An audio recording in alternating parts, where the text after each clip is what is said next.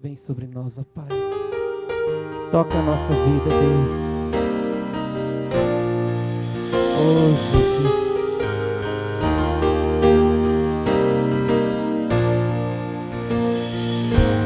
Nosso Pai, que o Teu nome seja santificado. Venha o Teu reino. Dá-nos hoje o alimento necessário para viver, o pão de cada dia. Perdoa os erros que temos cometido, como perdoamos quem nos ofendeu. Não nos deixes cair em provações severas, mas livra-nos do mal. Venha o Teu reino, faça a Tua vontade, seja assim na terra como é no céu. Venha o Teu reino, faça a Tua vontade, seja assim na terra como é no céu.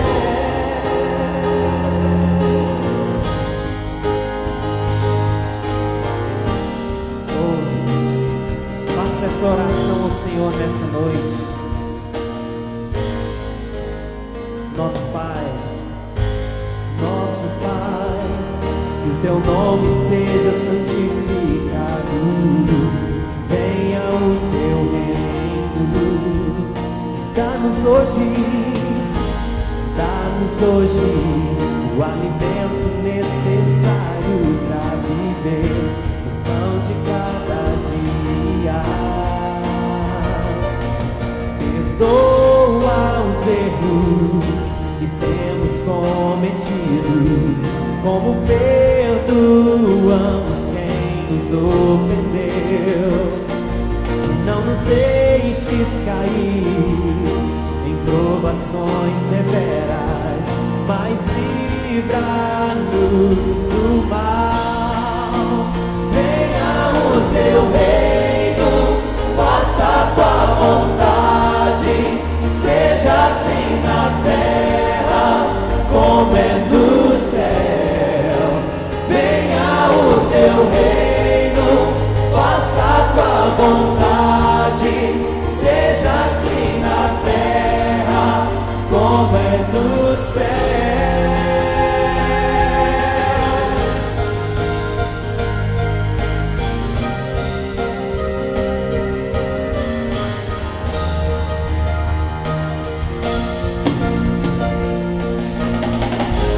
Porque o reino, o poder e a glória são Teus para sempre. Porque o reino, o poder e a glória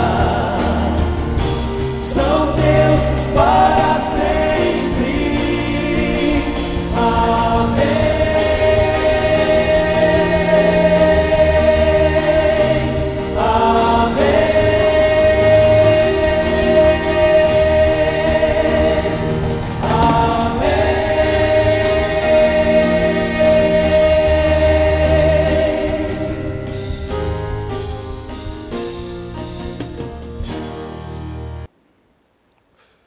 Eu quero mais uma vez, como eu já disse, repetindo, falar sobre família durante todo esse mês de maio, sobre esse assunto.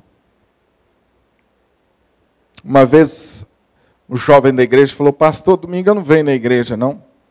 Eu falei: ai, por quê? Ele falou: não, porque o senhor falou que vai falar sobre família, casal, e aí eu vou aproveitar e vou participar em outro culto, em outra igreja, conhecer. Então eu tive que gastar um tempinho para explicar para ele que esse assunto interessa a todos nós. Quando a gente fala família e casal, aqueles que são solteiros vão ter a oportunidade que muitos de nós não tivemos, de ouvir instrução antes do casamento. A gente, depois que casa, tem as dificuldades e se lamenta porque alguns erros que nós cometemos poderiam ter sido evitados se alguém nos ensinasse como agir, se alguém tivesse gastado tempo conosco para dizer como que é. Então, esses cultos nossos para os solteiros, ele tem esse objetivo de já preparar você para esse momento tão sonhado que é o casamento, que é a vida familiar. E aqueles que já são casados, a oportunidade de nós revermos algumas coisas, de nós reforçarmos, aprendermos algumas coisas. Numa das quartas-feiras aqui, eu falei sobre família dentro do estudo que estava sendo ministrado, e alguém disse assim: se eu tivesse aprendido isso antes, eu teria errado muito menos na criação dos meus filhos. Eu lamento muito não ter aprendido antes. É assim mesmo. Mas você está aqui com o privilégio, com a oportunidade de parar um minuto e de refletir sobre esse assunto que nos interessa tanto. Se você é solteiro, de alguma forma, a vida familiar tem contribuído para a sua vida. De alguma forma, seja positivo, seja negativo. Você faz parte e você é, portanto, alguém interessado nesse assunto. Ah, pastor, eu me divorciei, estou viúvo, viúva. Sim, mas você ainda vive em família. E talvez você não esteja pensando em se casar novamente. Já sou viúvo, não pretendo me casar. Ou divorciado, não quero me casar. Tudo bem. Quem sabe você poderia ser conselheiro de alguém, dos seus filhos, das suas filhas, dos netos. Ter aquela palavra de aconselhamento tão bom. Então a instrução é muito oportuna, principalmente nos tempos que nós estamos vivendo, em que a instituição família tem sido questionada. Há um complô, e isso está cada vez mais claro para nós, principalmente através da mídia, que há um complô para a destruição da família organizada dentro dos princípios ou dos valores tradicionais. Então há um ataque terrível. E a palavra de Deus disse que o povo de Deus estava sendo destruído lá, o profeta Oséias disse, por falta de conhecimento. Então, nós precisamos cada vez mais voltar a nossa atenção para a palavra, buscar o conhecimento na palavra, alicerçar a nossa vida conjugal, nossa vida familiar, ensinar os nossos filhos na palavra, para que a instituição família permaneça e cumpra o seu propósito diante de Deus, diante da sociedade, cumpra o propósito na minha vida e na sua vida. Nós precisamos da família. Amém? Nós precisamos da família. João capítulo 2 é um texto que traz lições muitíssimo preciosas sobre a vida conjugal. Eu quero destacar apenas uma, após a leitura do texto. Eu quero destacar apenas uma, e nós vamos falar um pouquinho sobre isso. João capítulo 2 é a história de um casamento. E nesse casamento, Jesus realizou o seu primeiro milagre. Diz assim o texto: 3 dias depois, houve um casamento em Caná da Galileia, achando-se ali a mãe de Jesus. Jesus também foi convidado com seus discípulos para o casamento. Tendo acabado o vinho, a mãe de Jesus lhe disse: eles não têm mais vinho. Mas Jesus lhe disse: mulher, que tenho eu contigo? Ainda não é chegada a minha hora. Então ela falou aos serventes: fazei tudo que ele vos disser. Estavam ali 6 talhas de pedra que os judeus usavam para as purificações, e cada uma levava 2 ou 3 metretas. Jesus lhes disse: enchei de água as talhas. E eles as encheram totalmente. Então lhes determinou: tirai agora e levai ao mestre Sala. Eles o fizeram. Tendo o mestre-sala provado a água transformada em vinho, não sabendo de onde viera, se bem que o sabiam os serventes que haviam tirado a água, chamou o noivo e lhe disse: todos costumam pôr primeiro o bom vinho, e quando já beberam fartamente, servem o vinho inferior. Tu, porém, guardaste o bom vinho até agora. Com este, deu Jesus princípio a seus sinais em Caná da Galileia, manifestou a sua glória, e os seus discípulos creram nele. Depois disso, desceu ele para Cafarnaum com sua mãe, seus irmãos e seus discípulos, e ficaram ali não muitos dias. Eu quero destacar com você o verso 10 e o verso 11. Todos costumam pôr primeiro bom vinho, e quando já beberam fartamente, servem o vinho inferior. Tu, porém, guardaste o bom vinho até agora. Com este, deu Jesus princípio a seus sinais em Caná da Galileia, manifestou a sua glória, e os seus discípulos creram nele. Deus abençoe essa palavra, aplique no nosso coração, amém? Quero pedir a você a gentileza de que você que não está sentado com a sua esposa, eu vou te dar um minutinho para você se sentar com ela, ficar juntinho dela. Um minutinho. Se todos estiverem sentados aí, o marido junto com a esposa, não tem problema. Mas se não, eu queria incentivar você a ficar pertinho dela aí agora. Se o menino ou a menina está no meio de vocês, coloque ele de lado. E fica juntinho. Que o lugar dele não é no meio de vocês, é do lado mesmo.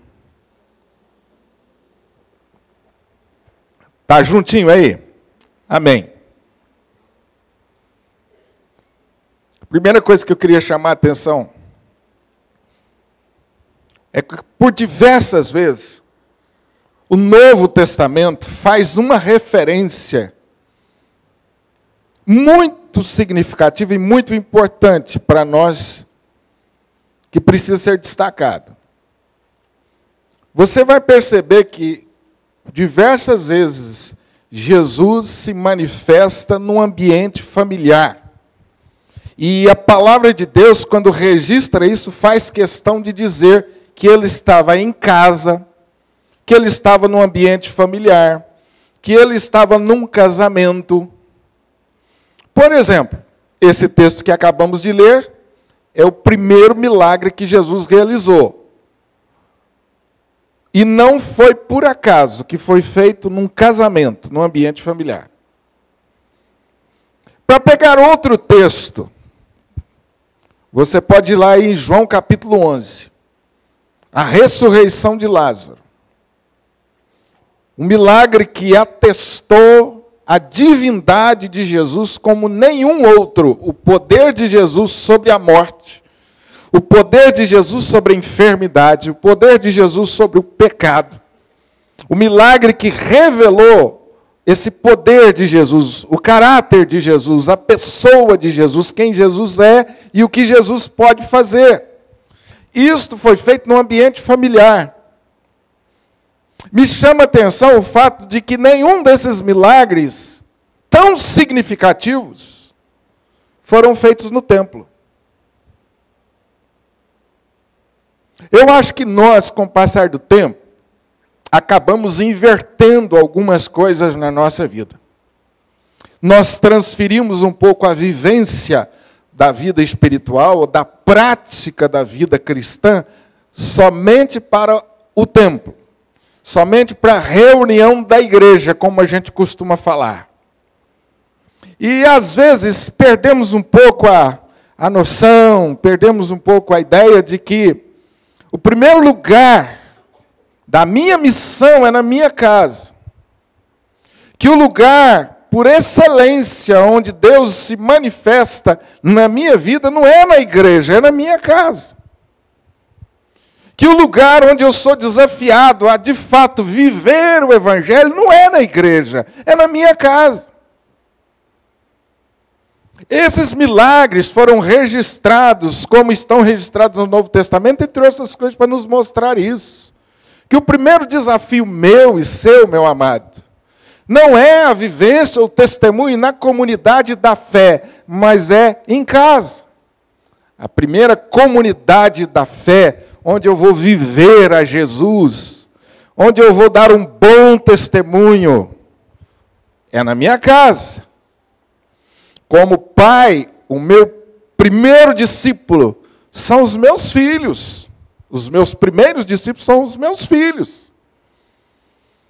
Eu conversava com uma missionária que estava numa crise enorme, porque o marido queria ter filhos, mas ela não. E ela estava dizendo para mim da luta dela tomar essa decisão. E Deus já tinha me dado a graça de participar da vida deles no casamento.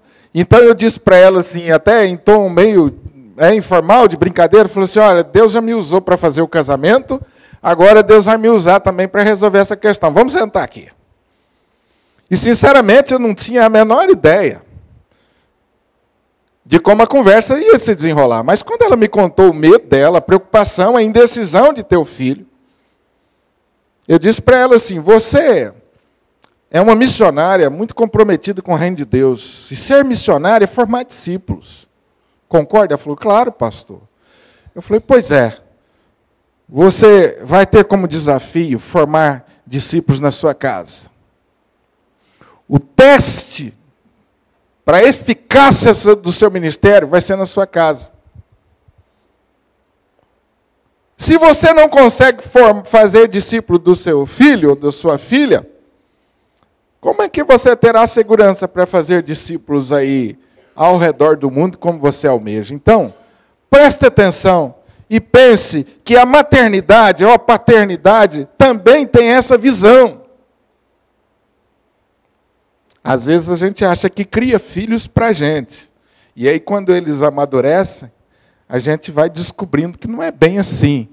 Que a gente cria os nossos filhos, ensina eles o evangelho, prepara eles e depois eles... Não é verdade? O ninho fica vazio, a gente sente, mas que alegria é ver que os nossos filhos estão indo embora e fazendo diferença. Na faculdade, na vida profissional, seja em outra cidade. E quando você ouve o testemunho deles, você se sente tão recompensado. E aí, você cumpriu a sua missão de preparar discípulos para esse mundo. Então, meu amado, eu estou gastando esse tempo para dizer a você que nós precisamos restaurar na nossa visão essa ideia de que o primeiro desafio que eu tenho como crente é na minha casa. Que o que mais vai revelar a glória de Deus para esse mundo é o meu relacionamento conjugal. Isso é tão verdade que Jesus, quando fala do relacionamento do marido e mulher, ele compara com o relacionamento dele com a sua igreja. Então não há nada, meu amado, que reflete mais a glória de Deus do que uma vida conjugal saudável, abençoada. Não há nada mais.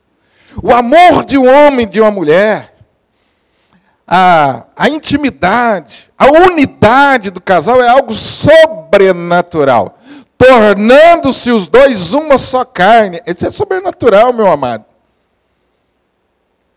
Dois transformando em um, que é isso? Isso é contra as leis da física, da química. O amor vivenciado nessa relação não se compara com nenhum outro relacionamento. Seja com amigo, seja com irmão da igreja, seja com quem for. A vida conjugal é esse testemunho para o mundo dessa glória de Deus, desse amor de Deus. É por isso que o texto nos diz no versículo 11, que foi com este milagre que Jesus, num casamento, que Jesus deu princípio aos seus sinais e manifestou a sua glória. O meu casamento, o seu casamento, a nossa relação, a nossa vida familiar, é o lugar por excelência da manifestação da glória de Deus. É o lugar por excelência da manifestação da glória de Deus. E isso é algo que precisa mexer com a gente, porque às vezes a gente investe tanto na relação com a igreja, no envolvimento com a igreja, e acaba deixando o lar descoberto. Isso é comum para a gente como pastor, para a gente como líder na igreja que está envolvido com muita função. A gente tem que tomar cuidado com isso, porque às vezes a gente acaba negligenciando o tempo com a família. E a gente argumenta assim: não, eu estou servindo a igreja. Já viu essa história? E aí a gente acaba negligenciando o tempo. Pastor, quer dizer que eu devo escolher a minha família? Você deve ter equilíbrio. Você deve saber conduzir a sua família com sabedoria, seu relacionamento familiar, conjugal, e também o relacionamento com a igreja, e o relacionamento profissional, e todos os outros aspectos da sua vida precisam ser conduzidos com equilíbrio. Esse é o nosso desafio. Mas eu quero chamar a sua atenção, tendo dito isto, quero chamar a sua atenção que esse milagre, em primeiro lugar, ele revela o poder de Jesus, a divindade de Jesus, quando ele transforma a água em vinho. O poder de Jesus de mudar, de transformar coisas e pessoas. O milagre, em primeiro lugar, ele nos ensina isso. Essa é a lição que salta aos nossos olhos, o nosso Senhor Jesus, que quer se manifestar por excelência na minha casa, pode transformar pessoas. Amém? As mulheres, de vez em quando, sentem necessidade de ver mudanças nos seus maridos e acham que o beliscão vai resolver alguma coisa. Acha que a greve de silêncio vai resolver alguma coisa. Acha que a greve de sexo vai resolver alguma coisa. Enfim, usa todas as armas possíveis para tentar mudar o camarada. Ou vice-versa, o marido quer ver a mulher mudada, transformada, e começa a fazer um tipo de guerra. Usando as armas que ele pensa que tem. No sentido de fazer o outro chegar no lugar que ele pensa que deve ser. Então é aquele negócio, um querendo mudar o outro. E é interessante que quando a gente vai vivendo, né, a vida conjugal, a experiência nos ensina que você gastou energia à toa. Porque você fez o que fez e não mudou nada. O camarada continua do mesmo jeito, né? A mulher continua do mesmo jeito. Aí você fala assim, para que eu gastei tanta energia, perdi tanto tempo, e não adiantou nada. Sabe por quê? Quem muda a gente é só Deus e o Espírito Santo. Agora, pastor, qual a diferença que tem, então, lá que tem Jesus? É que você acredita que pessoas podem mudar. Você acredita que Deus pode mudar pessoas. Você descobriu que o príncipe não é bem príncipe, é meio que sapo. Depois dos 15, 20 anos de vida conjugal. E aí? Aí você entrega nas mãos de Deus e deixa Deus agir. Eu converso muito com as mulheres que têm maridos não crentes. E às vezes os maridos não crentes dentro da igreja. Maridos que não obedecem a palavra dentro da igreja. Elas falam, pastor, o que eu tenho que fazer? Dá um bom testemunho. O apóstolo Pedro diz que as mulheres casadas vão mudar os seus maridos dando um bom testemunho, sem palavra alguma. 1 Pedro, depois você confere lá. Sem palavra alguma. Não precisa chegar em casa e repetir esse sermão para o camarada. Não precisa. O Papai do Céu disse que você vai mudar o cara com o seu testemunho, com o seu amor, com a sua bondade, sendo uma boa crente em casa. O Espírito Santo vai usar o seu testemunho e vai quebrantar o coração dele. Sem palavra alguma, diz Pedro. Deus pode mudar pessoas. E eu não tenho direito de desanimar ou de desistir disso. É por causa desta falta de visão, nessa ação sobrenatural de Deus, para mudar pessoas, é que as pessoas estão optando pelo divórcio tão fácil. Se casam. Os casamentos continuam crescendo, mas cresce muito mais proporcionalmente o número de divórcios. Isso significa que as pessoas acreditam no casamento, mas estão desistindo dele muito fácil. E aí casam 2, 3, 4 vezes. Isso está se tornando comum na nossa sociedade. E a palavra de Deus acerca disso, ela é muito clara e dura para o homem do nosso tempo. Ela diz, olha, o divórcio foi permitido por causa da dureza do nosso coração. Então não pense que você, quando se divorcia, a coisa vai ser fácil. É como se você estivesse dizendo assim, o meu coração é duro mesmo, e eu vou assinar. Eu assino, ele é duro mesmo. Não vou mudar. E não creio em mudanças. Por favor, eu não quero julgar você nem ninguém. Eu estou no mesmo nível de desafios de você. Mesmo nível. Quando eu falo sobre família, no primeiro banco está minha esposa. Como está hoje, em todos os encontros casais faço. Não me considero melhor que ninguém. Então, não me ouça com muito carinho. Deus pode mudar pessoas. Não desista disso. Pastor, meu casamento está uma água. Meu casamento está água.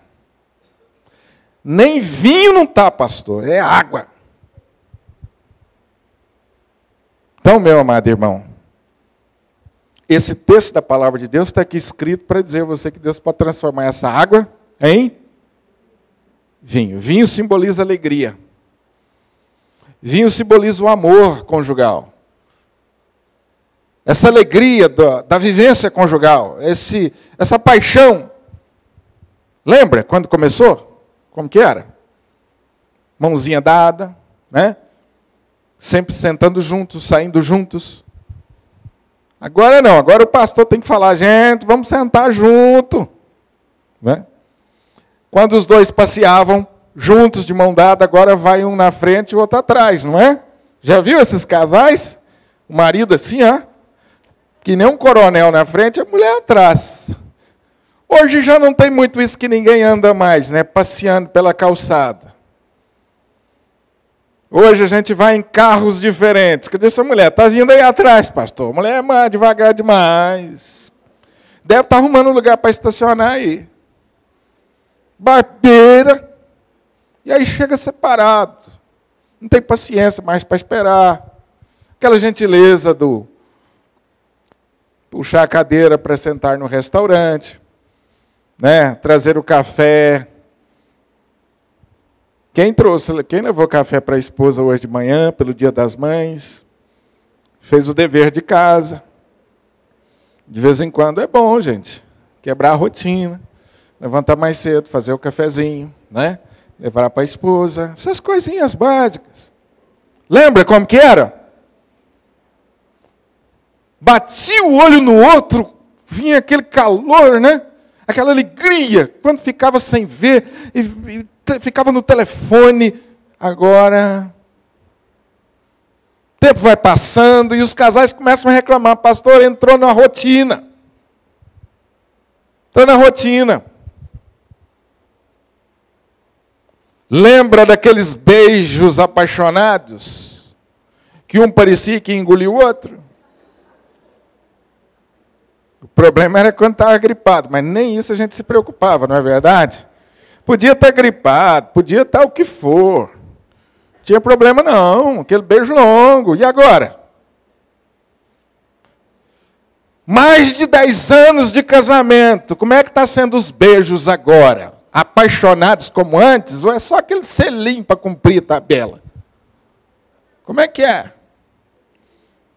Os casais reclamam disso. Pastor, nós perdemos a alegria conjugal, o prazer de estar juntos. O que está acontecendo?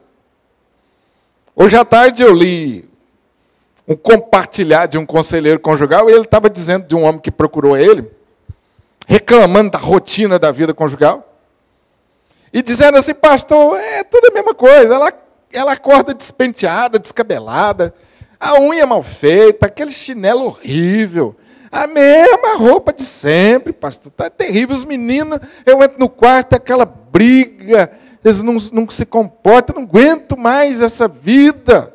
Aí eu chego lá, no meu escritório, está lá a secretária. Como é que vai o senhor? O senhor quer que traz um cafezinho? Passou bem? Coca-Cola, um cafezinho para o senhor? Está tudo bem? Toda produzida, cabelo bem feito, unha bem feita, né?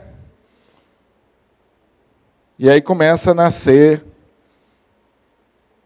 começa a haver uma brecha na vida conjugal. E o desfecho desse aconselhamento é que o conselheiro falou para ele, vamos fazer o seguinte, você sempre seguiu meus conselhos. Você quer melhorar? Ele falou, quero. Você sempre seguiu meus conselhos. Você vai seguir de novo meus conselhos? Vou. O que o senhor mandar fazer, eu vou fazer. Primeira coisa, dá 30 dias de férias para essa bendita dessa secretária. É tranquilo? Ele falou, tranquilo, 30 dias é tranquilo, até tem direito, então dá 30 dias para essa menina. E aí você vai pegar o seu filho, adolescente, vai levar ele na igreja, lá onde vocês se casaram, ao pé do altar, e vai contar para o seu menino que você está querendo largar a mãe dele, porque ela é relaxada, vive despenteada, vive mal vestida, e que você e o seu irmão vivem brigando, que eu não aguento mais. Então você vai contar tudo isso para ele. E vamos ver o que ele vai dizer para você. E enquanto isso, ele cumpria isso, lógico que ele não cumpriu tudo, ele chamou a mulher dele, e mais ou menos a conversa foi nesse nível. E o conselheiro conta lá que houve uma restauração na vida conjugal, e que quando venceram os 30 dias da secretária, ele resolveu mandar ela embora.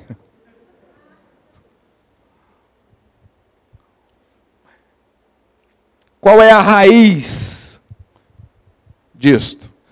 O casal não conseguiu vencer a rotina, ou o casal não conseguiu manter a chama do amor acesa ao longo dos anos, e esse é um dos nossos maiores desafios. E esse texto da palavra de Deus, primeiro, ele me ensina que Deus muda pessoas, e segundo, ele me ensina que ele pode fazer dessa rotina, ele pode transformar essa rotina, ou ele pode manter essa alegria da vida conjugal sendo renovada diariamente, de modo que o que você vai viver agora, depois de 10, 15, 20, 30 anos, é melhor do que você vivia antes. Amém? Todos costumam servir primeiro o bom vinho, mas você não, você inverteu. Você serviu o melhor depois. Queridos, esse é o nosso desafio. Nós que já estamos aí nessa caminhada aí, 15 anos, 10, 15 anos para frente, 20 anos, 25. Quem está na faixa dos 25? Vamos ver como é que está aí. 25 anos para cima de vida conjugal. Tem pouca gente. Não, já está melhorando. Aí, olha, um grupo bom. Vamos pegar antes. Quem está com 15 anos de vida conjugal já? Não, deixa eu... Bom, vocês estão numa preguiça de levantar a mão. 10 anos de vida conjugal. Vou partir de 10. 10 anos de vida conjugal. Só vocês? Então, vocês já estão entrando na área de perigo. Depois dos 10 anos, vocês já entram na área de perigo. Porque os meninos já estão ficando independentes. Eles já se trocam sozinhos, já saem sozinhos. 10, 12 anos. E vocês começam a ficar sozinhos novamente. E isso vai se tornar agora cada vez mais. Vocês vão voltar a ficar sozinhos. E aí você precisa reinventar o casamento. Você precisa pedir a Deus, Senhor, renova o meu casamento. Porque está perdendo a alegria, nós estamos perdendo o prazer de estar juntos, aquela paixão, aquele amor. Está acabando as gentilezas. Por que isso acontece? E aqui vai a primeira coisa que eu queria que você considerasse. Porque ao longo do tempo do casamento, nós vamos deixando de priorizar a construção do nosso relacionamento. À medida que o tempo vai passando, nós vamos deixando de priorizar, deixa de ser, está lá no topo das prioridades, a construção do relacionamento. Primeiro que o relacionamento conjugal é uma constante construção. Não vai chegar um momento que você vai dizer assim, pronto, acabou. 25 anos, 30 anos, 40 anos, 50 anos de casado. Você está em construção.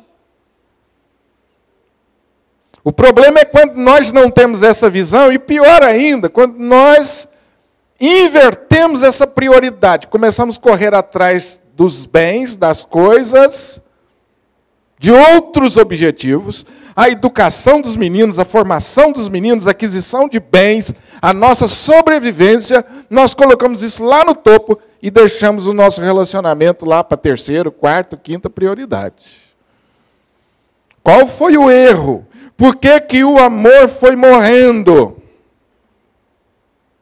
Por que a alegria foi acabando? Porque você inverteu a coisa. A construção da unidade, da intimidade, os investimentos na nossa intimidade, eles precisam ser cada vez mais considerados. Então, antes a gente passeava juntos, a gente tinha tempo para conversar, a gente viajava juntos, a gente tinha momentos de diálogos, a gente trocava as experiências, mas agora é um corre-corre, ninguém tem tempo para conversar, a não ser as coisas necessárias. Você pagou a conta de luz? Você esqueceu da conta de água, hein? A escola dos meninos, hein, bem? Já veio a anotação na caderneta dos meninos. E assim vai. A conversa passa a ser uma conversa meramente utilitária. Ninguém compartilha sentimentos mais. Ninguém tem tempo para ouvir o outro, porque está cada um correndo por um lado. O que aconteceu na sua vida? Você deixou de priorizar a construção do relacionamento. Lá no Espírito Santo, o pastor que trabalhava comigo foi visitar um casal. Na verdade, foi visitar um senhor que tinha tido um infarto e estava lá no hospital e junto com ele a senhora dele. E conversa vai, conversa vem, naquela coisa, ele estava me contando depois que ele virou para o casal e disse assim, vocês já descobriram o propósito de Deus para essa enfermidade? Aí eles olharam bem para ele assim e disseram assim, não, pastor, não descobri não. Ele falou assim, quanto tempo faz que vocês não ficam de mão dada juntas assim, igual vocês estão? Desde que eu cheguei, vocês estão aqui esfregando a mão no outro. Ih, pastor, há um tempão. Lá na cidade ainda tem um restaurante lá onde a turma vai muito para comer espetinho. Um lugar até romântico, de frente para o rio, bem iluminado. Aí ele falou assim, qual foi a última vez que o senhor levou ela para comer espetinho? Eu falei, pastor, nunca fui lá não. Aquele espetinho lá da avenida, não. Bom, eu nem vou perguntar que sorvete vocês não devem ter levado ela para... Não leva ela para tomar sorvete, para passear. Não, pastor. Em casa tem esse negócio, não. E aí aquele homem assim, em tom grave, né? Querendo se defender. Pastor, não fomos criados com esse negócio, não. Lá em casa o negócio é não. Ele falou, pois é. Mas agora está o senhor aí, né? Esfregando a mão do outro, palavras carinhosas. Falei, então vocês vão fazer um propósito comigo. Se o senhor sair dessa, a conversa dele. Se o senhor sair dessa, e ele é assim mesmo. O senhor vai levar ela para comer espetinho e tomar sorvete. O senhor me promete? Falou, prometo. Nessa hora o cara promete tudo, né, gente? Eu prometo. Vocês vão voltar a andar de mão dada. Não, pastor, conta comigo. E interessante que depois ela deu retorno para ele. Pastor, que visita abençoada aquela, hein? Meus irmãos, ela não agradeceu o pastor, não foi por ter orado pelo marido dela, não. Agradeceu, foi pela melhora do casamento. O que aconteceu com esse casal? Como que acontece com a gente? Nós corremos esse risco. Invertemos, deixamos de construir nosso relacionamento. Tem alguns casais, gente, que deixam os filhos ocuparem a prioridade na vida conjugal, isso está errado. Pastor, lá em casa nós fazemos tudo pelos meninos, nós sacrificamos tudo, está errado. Está errado. Filho não vem em primeiro lugar, não, filho. Vem em primeiro lugar a sua vida conjugal. Porque se a sua vida conjugal não estiver ajustada, meu amigo, seus filhos vão sentir profundamente isso. A melhor coisa que você pode fazer para o seu filho é oferecer para ele um lar ajustado, uma vida conjugal ajustada. Os filhos se sentem seguros. Os filhos crescem tendo o exemplo de um pai carinhoso, atencioso. E depois que eles chegam na idade de se casar, eles querem repetir a atitude e o comportamento do papai e da mamãe. O que aconteceu que foi acabando a paixão e o amor? Meus queridos, nós fomos criados como seres relacionais. E Deus proporciona, através do casamento, essa intimidade relacional. Quando a Bíblia fala lá em 1 Coríntios, marido, conceda à esposa o que lhe é devido, e também semelhantemente a esposa ao seu marido, o que a Bíblia está dizendo com conceda o que lhe é devido? É que você seja instrumento de Deus para suprir as necessidades físicas e emocionais do seu marido, afetivas um do outro.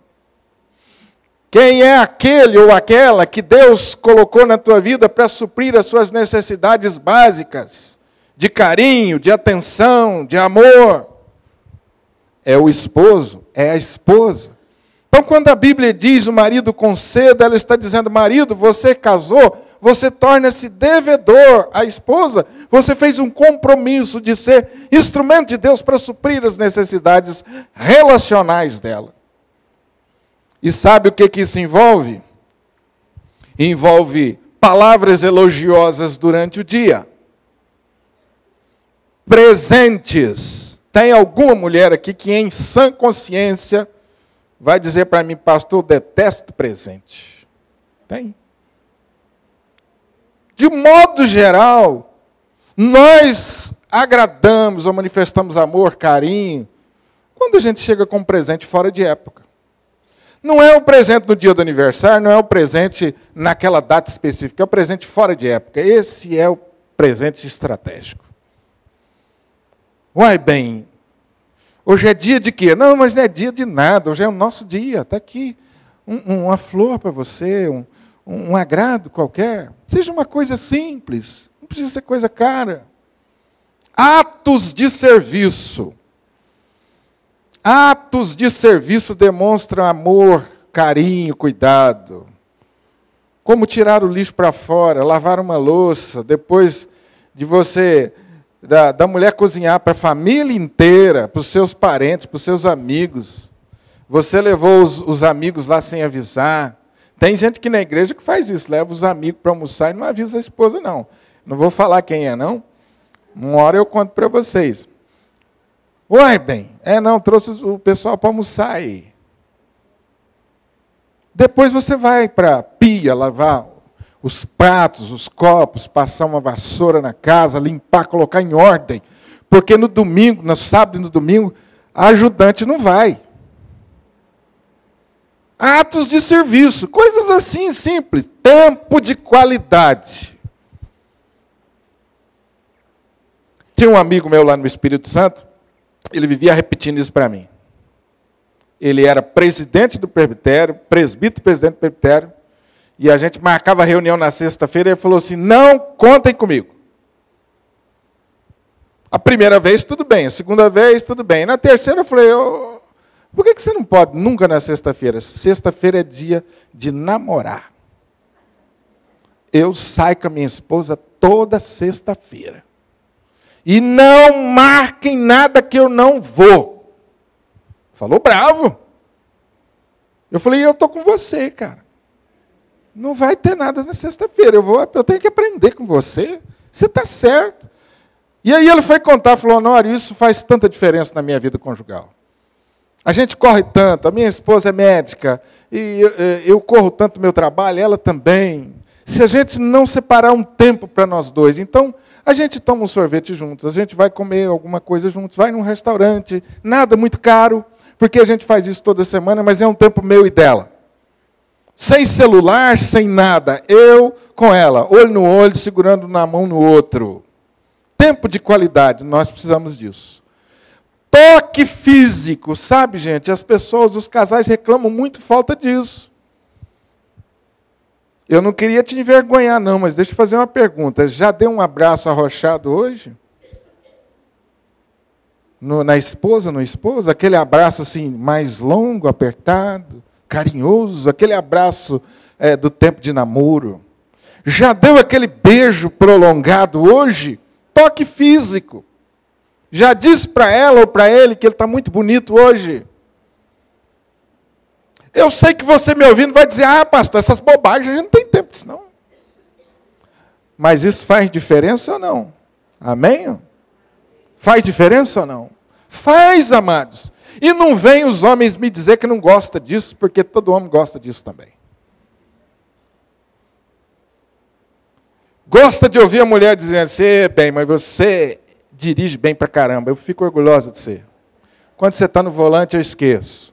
Qual homem que não enche o peito e fala assim, eu sou o cara? Quem não gosta? Bem, que serviço bem feito aquele que você fez, hein? Nossa, que coisa boa. Você é o cara. Quem não gosta de ouvir isso? Qual esposa que se arruma e não gosta de ouvir do esposo isso? Não gosta de receber aquele abraço? Toque físico. Todas essas 5 coisas que eu falei para vocês estão no livro 5 Linguagens do Amor, do Gary Chapman. Quem já leu? Amélia, já sei que já leu, né, Amélia? Nós já conversamos tanto. Acho que já ministraram isso na classe aqui, não já, Elcia? É um livro obrigatório, viu, gente? 5 Linguagens do Amor. A gente fala tanto que ama, mas a Bíblia diz que o amor não é só de palavras, é de fato e de verdade. Então o amor envolve ação. Dar um presente, palavras elogiosas, atos de serviço, tempo de qualidade, toque físico, tudo isso compõe o amor. É isso que mantém o amor vivo, a chama do amor vivo não são as grandes coisas. Pastor, nós sonhamos em ir para a Europa. Já faz 10 anos que nós estamos planejando. Peraí, mas antes de você chegar lá na Europa, para onde você está indo? Já planejou uma coisa mais perto? Monte Alegre, Araguari, Itapaciguara. Começa aí. Começa aí. Depois você vai para Nova York, para os outros lugares mais caros. Mas enquanto isso, precisa sair os dois juntos. Fazer caminhada juntos no Parque Sabiá. Gente, eu sou apaixonado pelo Parque Sabiá. Eu sou apaixonado pelo Parque Sabiá. Olha que coisa bonita. Quantas cidades, gente, não tem uma coisa tão bacana, tão boa como essa. Saudável. Que romântico, os dois caminhando, passeando, fazer caminhada juntos. Enfim, são as pequenas coisas que fazem diferença e mantêm a chama do amor aceso.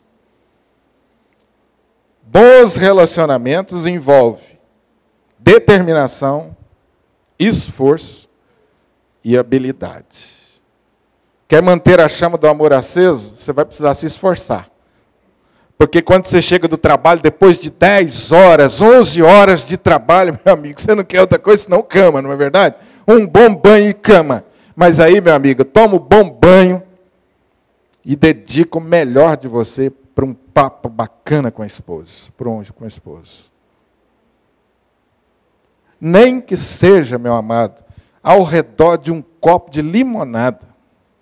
Que coisa boa é uma limonada que esse calor, não é? Os dois sentando ali ao redor da limonada, conversando. Como é que foi seu dia hoje? Não é fácil. Não é fácil manter a chama do amor aceso, meus amados irmãos. Nós precisamos de determinação. Eu estou falando hoje para maridos, eu estou falando hoje para esposas, para mulheres responsáveis.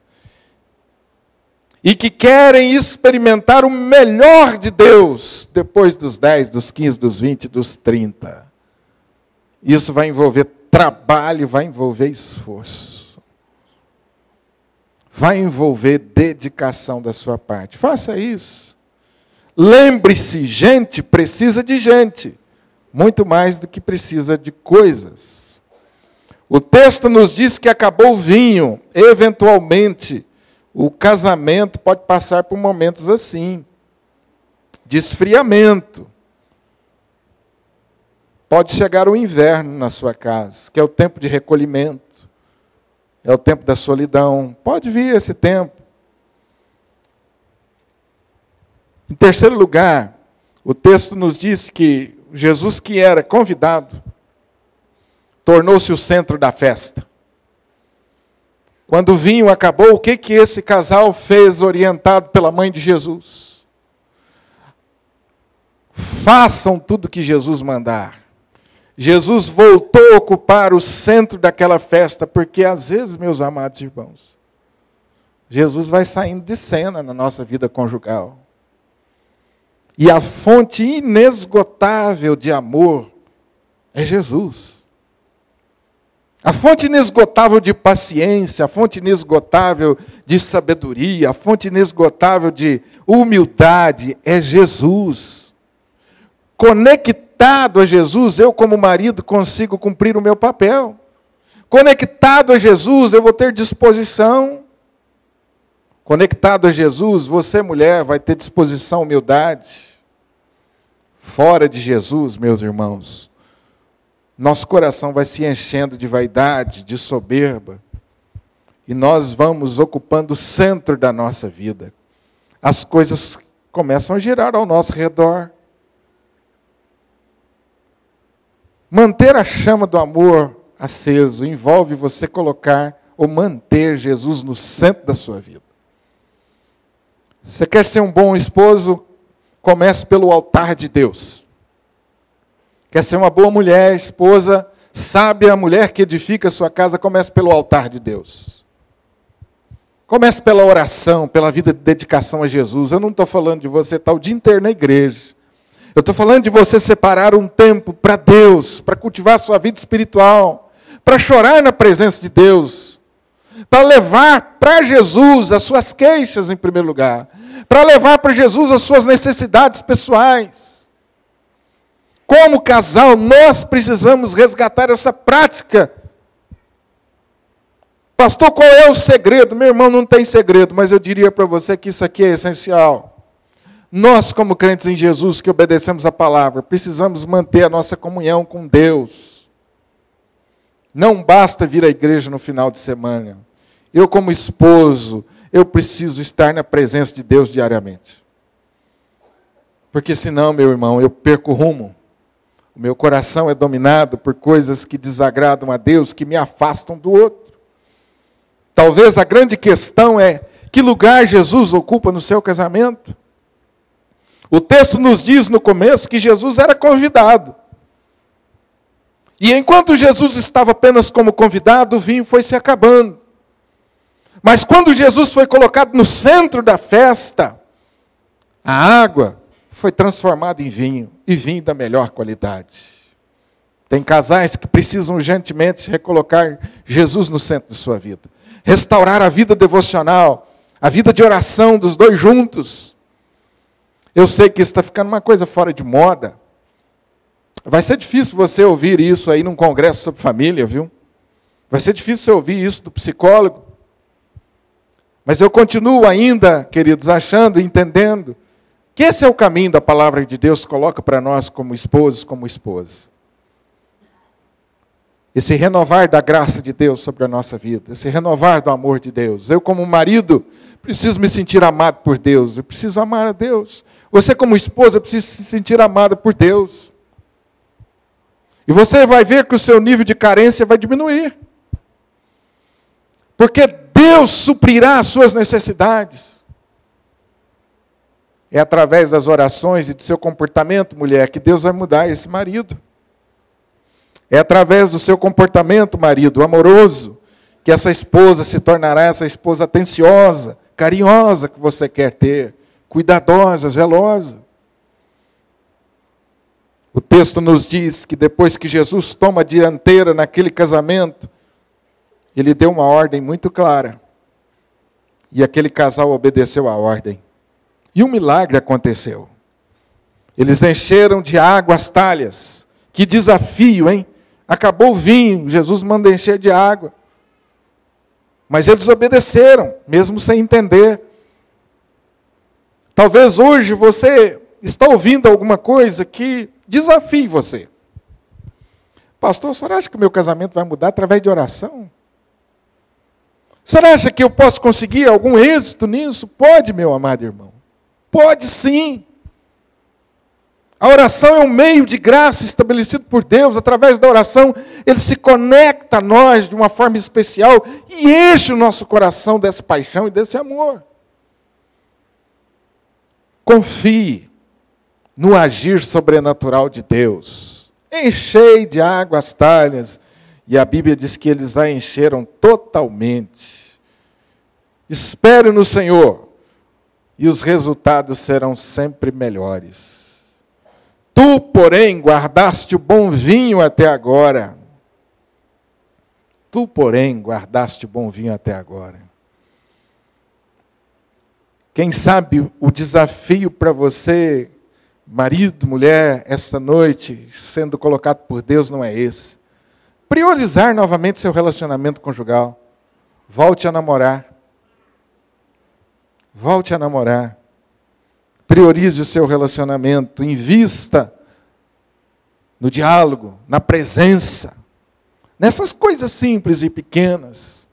Restaure o altar de Deus na sua vida. Meus irmãos, ser um marido fiel e temente a Deus, ser uma mulher fiel e temente a Deus nos dias de hoje é desafiador, viu? Isso não é fácil, não. Não é fácil, meu amado irmão. A liberdade que nós temos hoje é uma coisa que nós nunca experimentamos. Só Deus na nossa vida. Restaure o altar de Deus, volte a orar com fervor. Volte a orar pela sua família, orar pelos seus filhos. Ah, pastor, o menino está rebelde em casa. Ore por ele mais, ore mais, ore mais. Restaure a oração na sua casa. Volte a dobrar os joelhos juntos e a chorar na presença de Deus. Não desista do seu casamento. Tem gente que continua casado, no papel, na mesma casa, mas já desistiu do casamento. Eu quero desafiar você que essa noite é isso. O que Deus uniu, não separe o homem. Não se atreva. Não assine o papel. Volte-se para Deus, restaure o altar na sua casa. Às vezes os maridos, eu ouço isso dos homens, ouço isso das mulheres, às vezes como conselheiro, pastor, o amor está acabando. Deus pode restaurar o amor. Ele transforma a água em vinho, Ele não pode transformar novamente esse relacionamento, Ele não pode trazer paixão a você, não pode trazer essa generosidade, esse amor, esse encantamento dos primeiros dias, dos primeiros anos. Claro que pode. Entregue o seu casamento ao Senhor, continue investindo, mesmo que as coisas não pareçam mudar no começo. Continue acreditando, espere no Senhor. Os resultados serão sempre melhores. Deus uniu você para manifestar na sua vida e no seu casamento, na sua família, a glória dele. E para que muitos outros casais conheçam a Deus através de você e através da sua vida conjugal. Não se esqueça disso. Você, sua casa, são instrumentos de Deus para salvar vidas. Que Deus te abençoe e renove essa paixão ardente dos primeiros anos da vida conjugal.